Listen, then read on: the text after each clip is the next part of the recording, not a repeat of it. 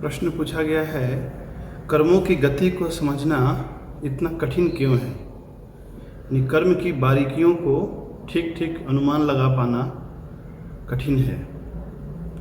श्रीमद् भगवत गीता में 4 अध्याय के 17वें श्लोक में भगवान बताते हैं, गहना कर्मणो गति। कर्मों की जो गति है बहुत ही गहन है। सामान्यतः हम सुनते हैं अच्छे कर्मों का अच्छा फल प्राप्त होता है, बुरे कर्मों का बुरा फल प्राप्त होता है। पर आमतौर पे देखा जाता है कि अच्छे कर्म करने वाले भी मुसीबत में होते हैं, कष्ट पाते हैं, और बुरे कर्म में लिप्त लोग भी कभी कभी सुखी देखे जाते हैं। तो यहाँ पूर्व जन्म की अवधारणा आती है। यानी अभी जो व्यक्ति सुख का अनुभव कर रहा है तो अपने विगत जन्मों के पुण्यों के कारण यानी अच्छे कर्मों का फल अभी भोग रहा है। और कोई अच्छा व्यक्ति जो अभी अच्छे कर्मों में लगा हुआ है, यदि उसके जीवन में कष्ट है तो यह समझा जाता है कि पूर्व पाप कर्मों के कारण यानी बुरे कर्मों का फल वह अभी भोग रहा है।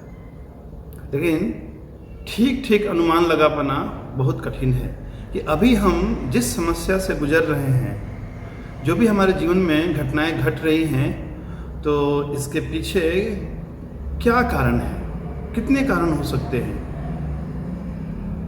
कई कारण हो सकते हैं, तो ठीक से पता करना कठिन है। इसीलिए भगवान कहते हैं कि गहना, अत्यधिक गहन है। जैसे मानो अभी मौसम में ठंडक है, किसी ने 1 आइसक्रीम खाया, 2 खाया, 4 खाया, 8 खाया और उसको अच्छा लगा, उसने खा लिए। लेकिन अगले दिन सुबह उसका गला बैठ गया। अब उससे पूछा जाए कि तुम्हारा गला क्यों बैठ गया है या किसी अन्य से पूछें तो लोग क्या बोलेंगे, इसके कर्मों का फल है। लेकिन कौन से कर्मों का फल है? ये अभी जो इसने कल शाम को जो उसने 8-10 आइसक्रीम खाए उसका फल है। लेकिन कभी कभी हम छोटी सी गलती करते हैं और उसके बड़े दुष्परिणाम हमें भोगने पड़ते हैं। और कभी कभी हम कोई गलती नहीं करते लेकिन फिर भी हमें मुसीबतों का सामना करना पड़ता है। और हद तो तब हो जाती है जब हम किसी का कल्याण करना चाहते हैं, हम किसी का हित करना चाहते हैं, लेकिन एक बड़ी समस्या खड़ी हो जाती है। तो ये ऐसा क्यों होता है? हम देख सकते हैं उदाहरण में परीक्षित महाराज के जीवन में। परीक्षित महाराज ने छोटी सी गलती की थी। उन्होंने एक मरे हुए सर्प को एक ऋषि के गले में डाल दिया था। पूरे पृथ्वी के सम्राट थे, कोई बहुत बड़ी गलती नहीं थी क्योंकि भूख और प्यास से व्याकुल थे। लेकिन इस छोटी सी गलती के लिए उन्हें मृत्यु दंड मिला। ये तो अन्याय है, क्योंकि दंड गलती के अनुपात में मिलना चाहिए, नहीं तो ये तो बहुत बड़ा अन्याय होगा। लेकिन परीक्षित महाराज के जीवन में ऐसी समस्याएं आ गई, ऐसे संकट उपस्थित हुए। तो वैसे ही हम सभी के जीवन में भी हमें पता नहीं कि हमारे किन कर्मों का फल अभी मिल रहा है, लेकिन यह बात तो तय है कि हमारे द्वारा किए गए कर्मों का फल ही हमें प्राप्त होता है। और कैसे प्राप्त होता है यह समझना जटिल है। इसीलिए भगवान 4 अध्याय के 16वें श्लोक में बता चुके हैं, किम कर्मा किम अकर्मेति कवयो अप्यत्र मोहिता। क्या कर्म है और क्या अकर्म है? कवयो यानी कवि, आजकल के कवि नहीं, यानी आजकल जो कविता लिखते हैं उन्हें कवि कहा जाता है। लेकिन प्राचीन काल में जो तत्वदर्शी हैं, जो ऋषि मुनि हैं, जो तत्ववेता हैं, जो आध्यात्मिक सत्य को जानने वाले हैं, उन्हें कवि कहा जाता था। तो कवयो अप्यत्र मोहिता, यहाँ तक कि बड़े बड़े विद्वान, बड़े बड़े दार्शनिक भी यह निर्णय नहीं कर पाते हैं कि क्या कर्म है और क्या अकर्म है। तो यहाँ कर्म और अकर्म का ऐसे शब्दकोश का अर्थ नहीं लेना चाहिए। नहीं तो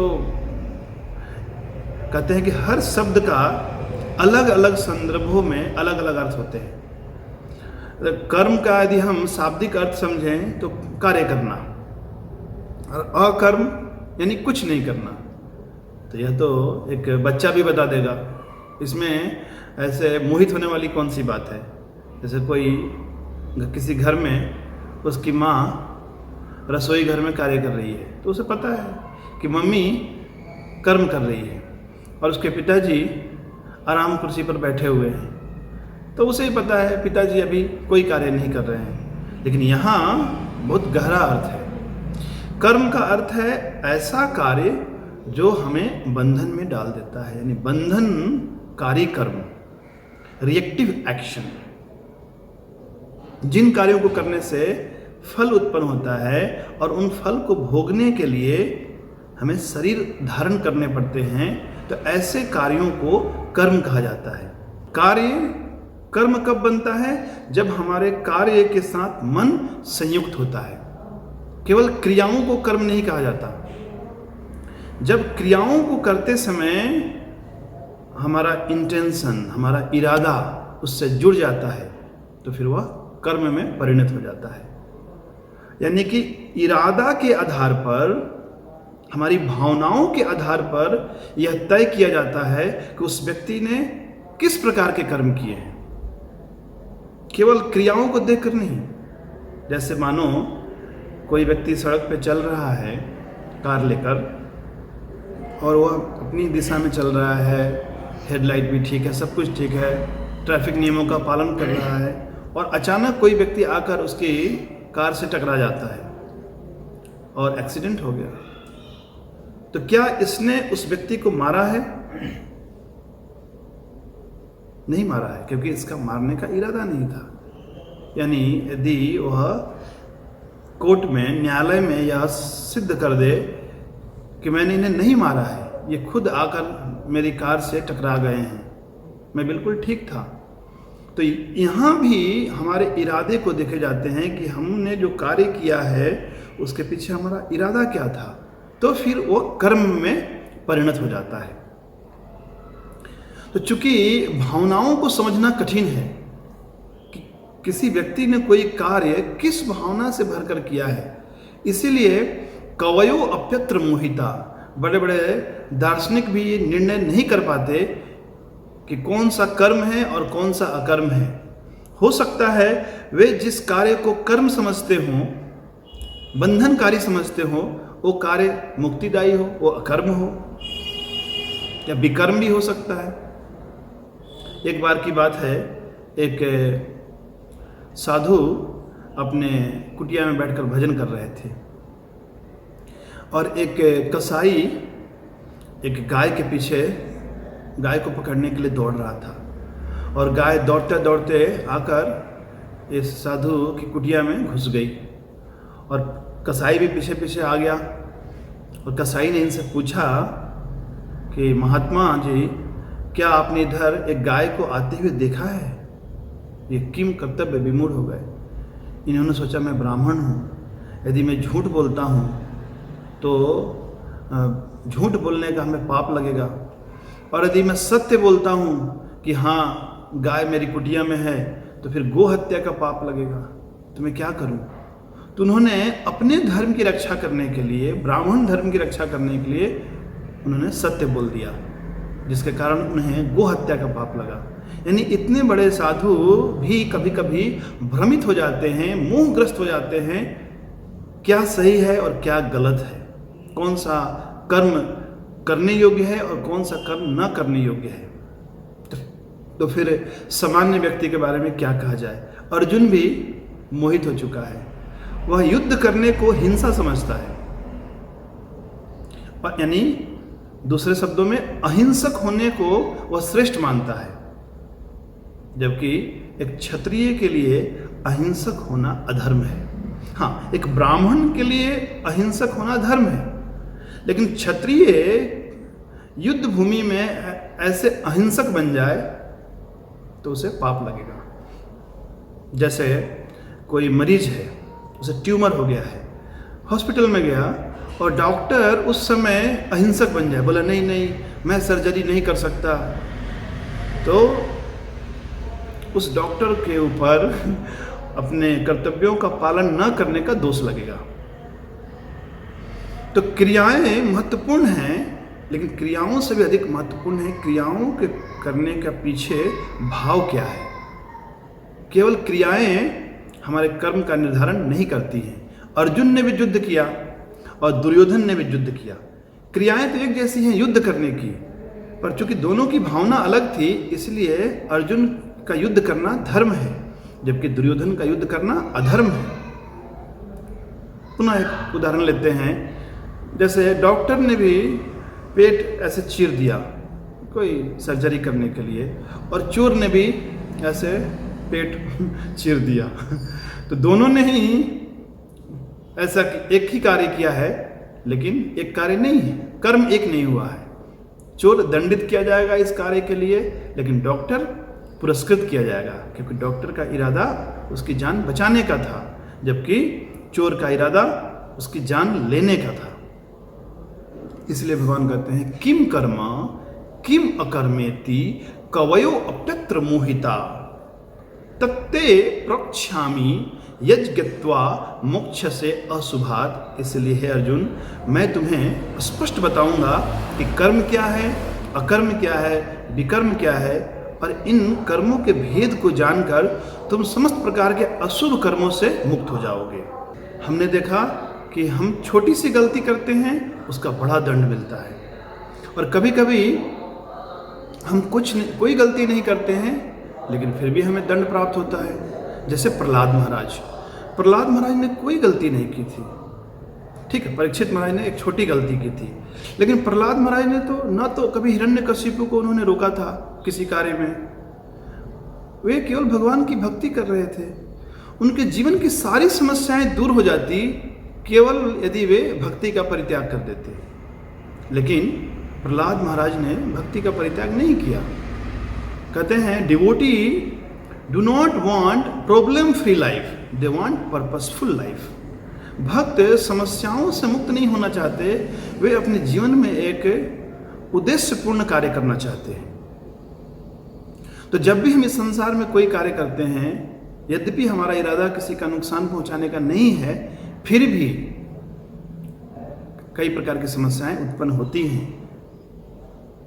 तीसरा है कि हमारा इरादा है मदद करने की, लेकिन फिर भी कभी कभी हम मुसीबत में पड़ जाते हैं। जैसे पांडव, विशेष रूप से युधिष्ठिर महाराज के हृदय में दुर्योधन आदि कौरवों के प्रति सद्भावना है, वे उनकी सहायता करना चाहते हैं। जब प्रथम बार दुर्योधन ने अपनी कुटिलता के कारण भीमसेन को जहर दिया था, तो युधिष्ठिर महाराज को जब ये बात पता चली, युधिष्ठिर महाराज ने कहा कि ठीक है, भूल जाओ, ये घर की बात है, घर तक ही रहने दो। युधिष्ठिर महाराज ने कोई प्रतिकार नहीं किया, लेकिन बारंबार दुर्योधन ने पांडवों के प्रति षड्यंत्र किए और पांडवों के जीवन में संकट उपस्थित किए। अंततः दुर्योधन मारा गया, शकुनी भी मारा गया, और उसके जितने भाई थे सभी भाई मारे गए। क्यों मारे गए? क्योंकि इन्होंने दुष्टता की थी, इन्होंने क्रूरता की थी। जबकि पांडव जो धर्म के मार्ग पे चल रहे थे, पांचों पांडव बने रहे। तो एक होती है कमजोरी, वीकनेस, और एक होती है विकेडनेस या क्रूरता, दुष्टता। तो कहते हैं वीकनेस इज रिफॉर्मेबल। यदि कोई व्यक्ति कमजोरी, यानी कि धृतराष्ट्र मोह के कारण परिस्थिति ऐसी बन गई है कि वो एक प्रकार से अपने पुत्र के पक्षधर बन गया है और पांडवों से भेदभाव कर रहा है, लेकिन बार बार वो विलाप भी करता था।